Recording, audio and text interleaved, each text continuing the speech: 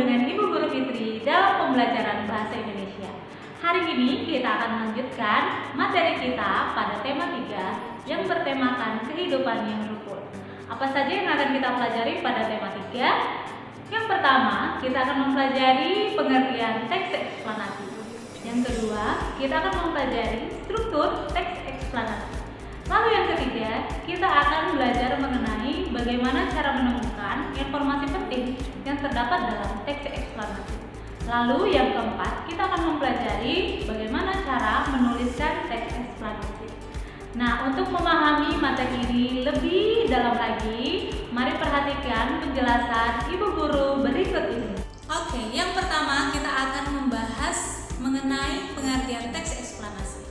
Apa itu teks eksplanasi? Teks eksplanasi adalah teks yang berisi penjelasan tentang suatu hal. Biasanya, hal yang dipaparkan dalam teks eksplanasi berupa fakta. Apabila teks berisi proses terjadinya suatu peristiwa, proses tersebut harus dipaparkan secara detail dengan tahap-tahapnya.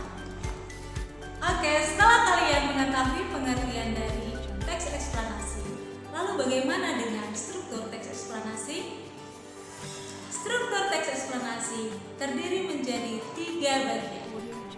Bagian yang pertama yaitu adanya pernyataan umum. Lalu yang kedua adanya deretan penjelas. Lalu yang ketiga adanya kesimpulan.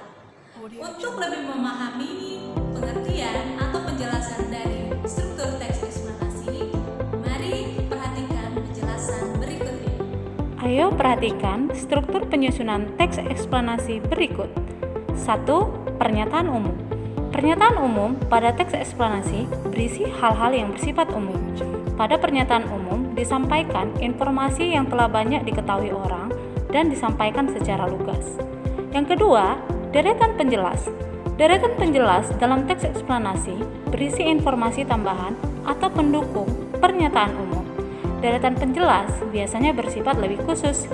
Informasi yang disampaikan merupakan informasi lanjutan dari bagian pernyataan umum. Yang ketiga, yaitu kesimpulan. Kesimpulan berisi hasil akhir dari pernyataan umum dan deretan penjelas. Namun, kesimpulan dalam teks eksplanasi bersifat pilihan atau bukan keharusan. Pada bagian ini, penulis dapat memberikan intisari atau dapat juga berupa tanggapan atas pernyataan yang ada di dalam teks.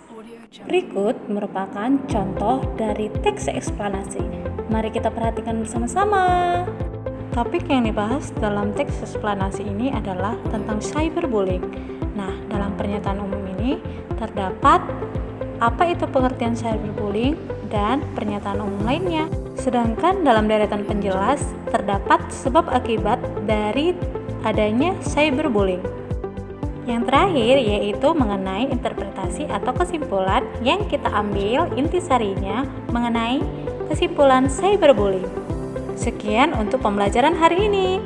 Mari kita berlatih bersama.